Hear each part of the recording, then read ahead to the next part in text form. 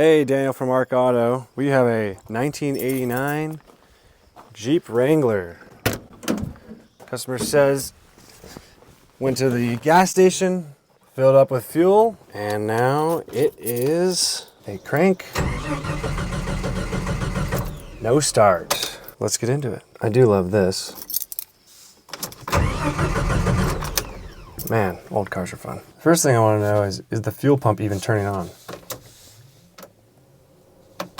So I don't hear it priming. And by the way, this year normally wouldn't have a fuel pump, but because of the aftermarket upgrades, it should have a fuel pump. Now I'm thinking it's the fuel pump, maybe, or I'm still curious about that gas, but it's starting to look like the fuel pump. So I dropped the fuel tank. The gas didn't look stellar, but I think it'll run. The fuel pump, I want to get probes on and see if we're actually getting a signal to the fuel pump or if the fuel pump itself is the problem.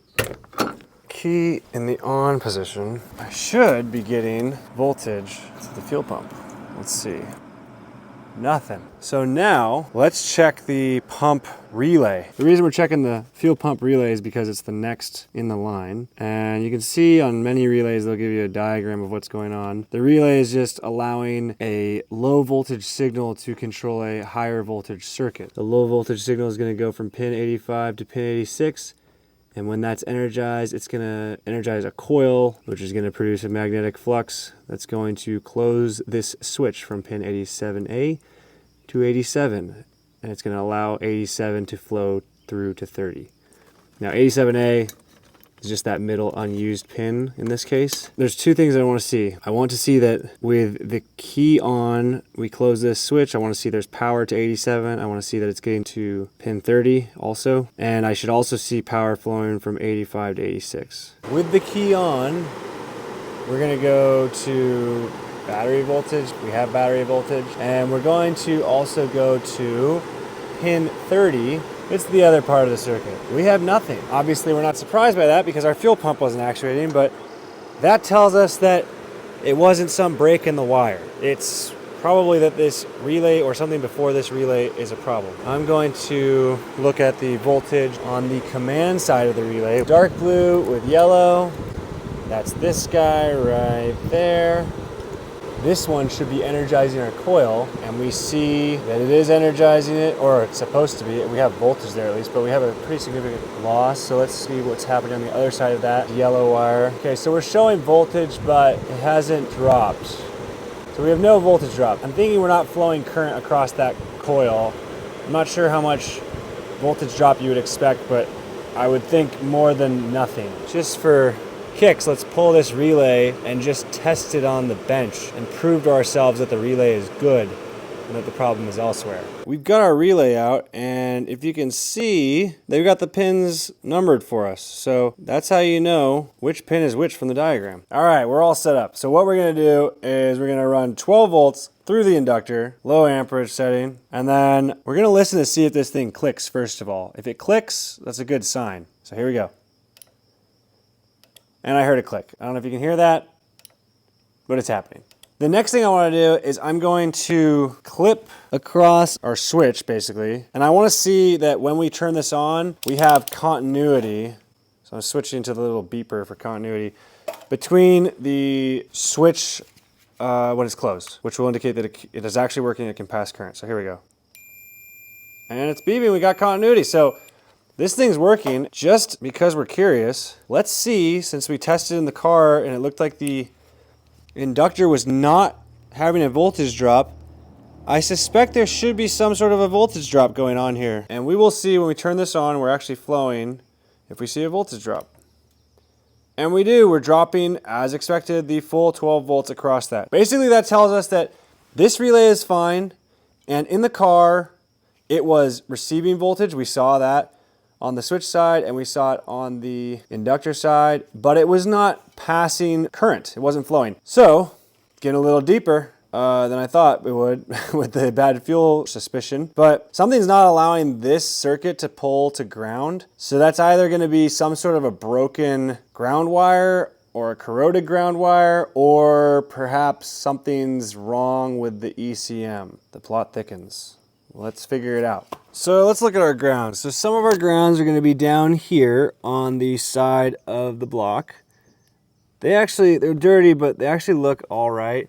So I did find one ground that was pretty ugly, but I replaced it off camera. Sorry about that. That's going from the firewall down to the cylinder head. So hopefully that was our problem. Other than that, because this was an engine swap and it came with what looked like to be like some sort of wiring harness package, all the wires are actually pretty new. So hopefully we don't have some sort of weird corroded wire somewhere that we have to go hunting for. But let's hope it was that ground. We'll see. Well, I hate to say it, but it was not that ground. So the quest continues. This is certainly getting a lot more involved than I thought. This is what I'd call going on safari. We're moving on to the ECM, I think. All right, so checked our fuel pump relay coil. That seems good.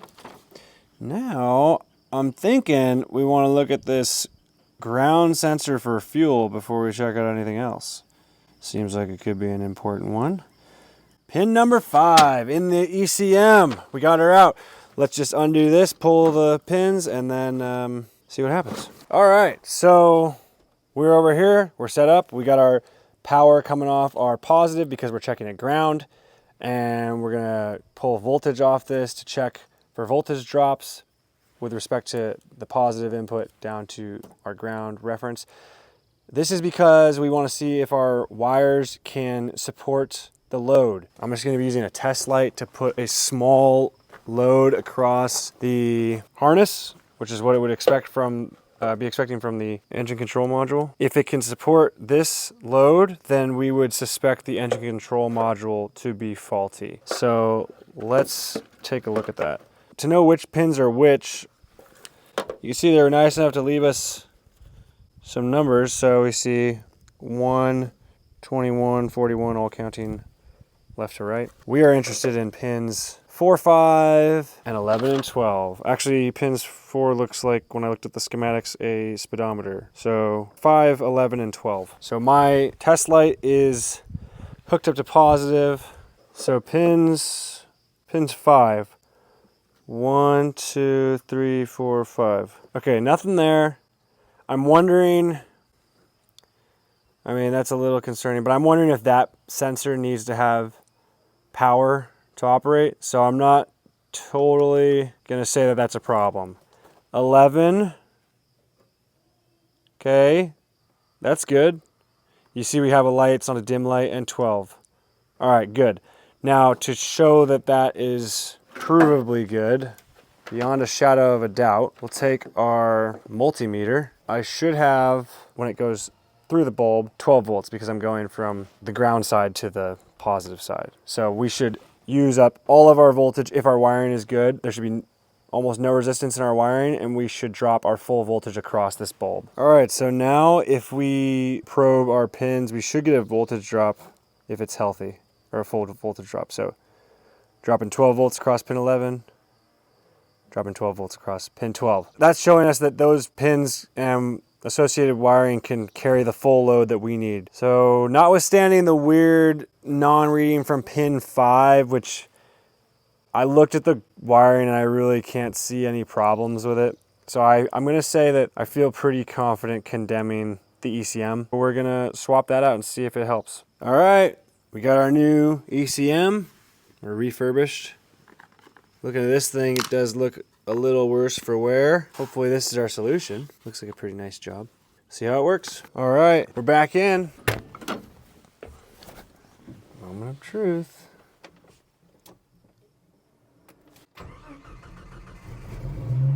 Haha, yeah, baby.